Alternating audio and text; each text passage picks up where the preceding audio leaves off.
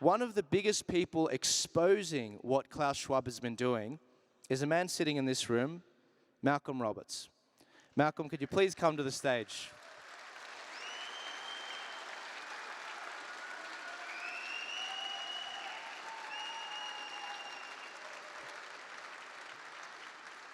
Now, Malcolm is a senator for One Nation. Senator for Queensland. Queenslanders first. Very important. I'm the senator for the people who are elected, our constituents. I'm not a senator for One Nation. I'm a senator for the people of Queensland and Australia with One Nation. Absolutely. Absolutely. And Australia first, Queenslanders first. You've been taking the fight in the Senate. No matter if you have the numbers for a bill or not, you've been raising awareness on issues. How do you deal with Canberra? We were there and we were at a press conference yesterday with Nigel. The place feels dead. How do you get things done? How do you raise awareness on these issues? Well, number one, I've got a remarkable leader in Pauline Hanson.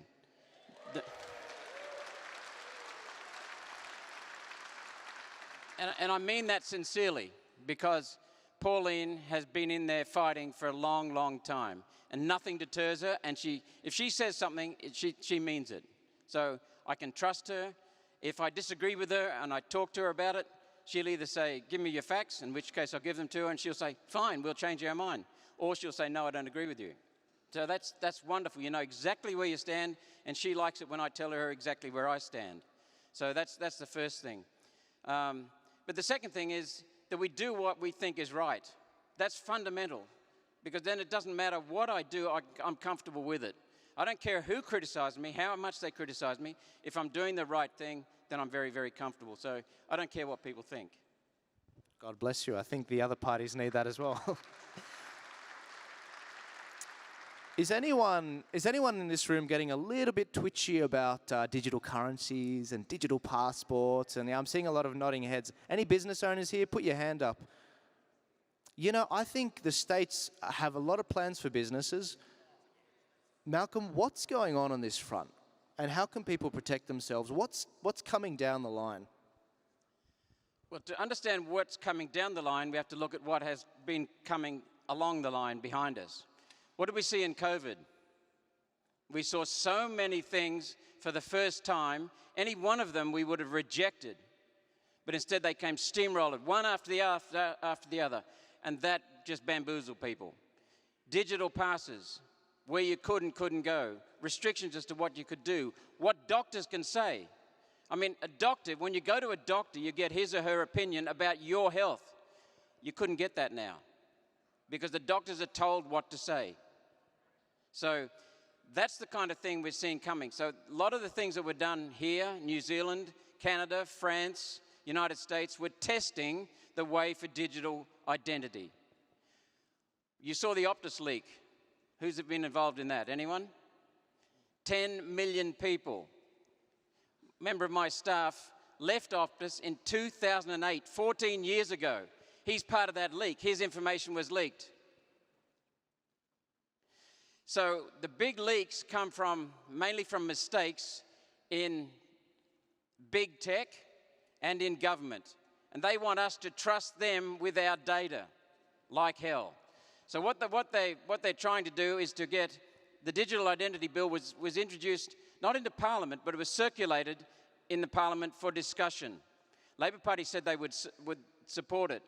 Digital Identity Bill is about taking your data, health data, travel data, social media data, purchases, finances, everything about you, and centralising it, and then selling it.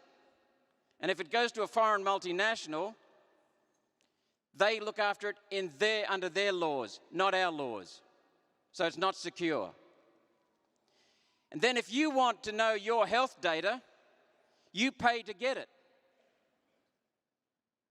And then what they do is they bring in a digital currency to wipe out cash. And when you've got no cash, you've got no alternative and no choice. You understand that. And then they've got you. They've got you well and truly controlled. And then they get onto a social credit system. And they're already doing it to us, because they're saying, if you drive a if you produce more carbon dioxide, we'll have to limit what you're doing. And carbon dioxide is plant food. It's a fertilizer. It's wonderful. Without it, it's a trace gas that's essential for all life on this planet. It's odorless, colorless, tasteless. It's not a pollutant. But they've fabricated this. So what you're going to get more of, what we're going to get more of, is lies to justify what they're doing. If you go to the World Economic Forum, they're talking about my carbon, your individual carbon, your individual carbon, your individual carbon dioxide. And what they're trying to say is they will put monitors on you. It's actually not a monitor. It's going to be an app on this which will estimate your carbon dioxide. It's just a control mechanism. So that's what they will do. They will justify everything that they want to cut in our lives through an app. They will have passes, what you can and can't do, digital currency. The Reserve Bank in this country has been working on digital currency until we exposed that for quite some years. They're also working with other central banks around the world on their digital currency because they're coming up with a global digital currency.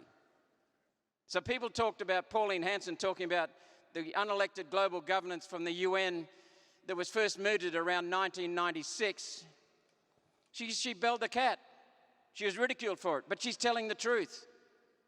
So that's what they've got coming down the line, Joel. Controls imposed. But the biggest thing of all, the scariest thing of all, is that in the past, dictators used guns. Get down on your knees, buddy. Now they don't. They use invisible systems. They use name-calling. They use labels. They use indoctrination in schools. We've got kids thinking that carbon dioxide is a pollutant. It's complete crap. This has not been going on for a few years. Just like the COVID debacle, which was completely mismanaged because the health was never their concern. Their aim in COVID was to control us. That's why they made such a stuff up of it. But they got what they wanted. So this has been underway since 1944 with the formation of the UN for that very purpose. Now, 10 years ago, I would have laughed at anyone saying that. I know that for a fact. The UN senior people have been telling us that for a number of years. Ottmar Edenhofer, Maurice Strong. Maurice Strong concocted global warming, changed that into climate change. He did it, and then guess who formed the Chicago Climate Exchange for carbon dioxide credit trading? Yes, and who was on the directorships? Maurice Strong. Maurice Strong was a crook. A crook. And he had two aims in life. He stated them. Unelected socialist global governance and deindustrialization of Western civilization. What's happening in Britain? Deindustrialization. What's happening in America? Deindustrialization. What's happening in Europe? Deindustrialization. What's happening in Australia? Deindustrialization. We're heading back to the caves, but there's one thing that's really important, and that is the people. If we wake up, that's how we can stop them. Pauline Hanson wanted a royal commission into financial services in this country. Turnbull was the Prime Minister, Morrison was the Treasurer. Morrison said 26 times, you're not getting one. Turnbull said 16 times, you're not getting one. So Pauline did a deal and got an inquiry that was called the Senate Select Inquiry into Lending to Primary Production Customers. She got that out of Turnbull.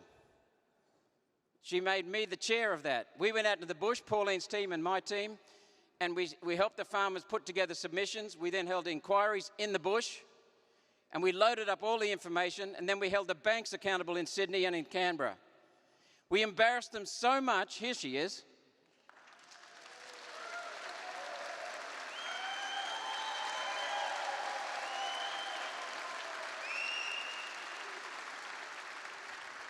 So we embarrassed them so much by getting the facts and the data out that some of the nationals went to Turnbull and said, you better have a royal commission because otherwise there's going to be very embarrassing for you when our report comes out. And there was a royal commission just before Pauline released the report. Another thing, the cash ban bill. James Ashby told me about the cash ban bill. He's on top of the things very, very well.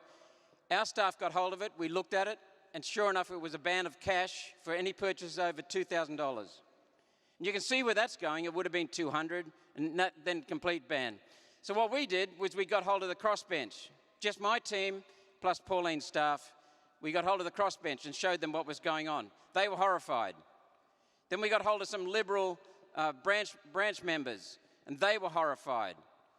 The Labor Party and the Liberal Party and the National Party passed that through the lower house, came to the Senate, was sent to a committee. And because of the shit that we kicked up, it stayed in committee. And then I moved a motion to get rid of it off the Senate books, and it got rid of it off the Senate books. But they're trying repeatedly in many other ways to ban cash because they want to control. Their main objective is control. You've got to hand it to them. They're diligent, aren't they, Malcolm? They just won't die. We are, absolutely. And yeah, absolutely. Pauline's been to jail. And in a second, I will invite you to yes, she's still here. Who says you can't have a comeback, Pauline? Now, Malcolm, in a second I'm going to invite Pauline up.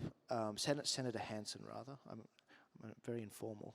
I'm so comfortable with these senators. Tell me another senator in the major parties you can just approach like this. I mean, Malcolm has been fighting the fight. Pauline, Senator Hanson has been fighting the fight.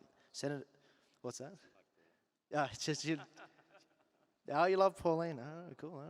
She invited me too. It's polite to now. Okay, all right. One Nation has been an absolute bulwark against the major parties in the last few years. I particularly liked that time you held up the entire government agenda this year when you and Senator Rennick and Senator Antic held up the entire government agenda so they couldn't get a single thing passed in the last 5 or 6 months because they would not move on the jab. Senator Rennick and Senator Antic said, Scott Morrison, I know we're in the Liberal Party, but we will not move on this.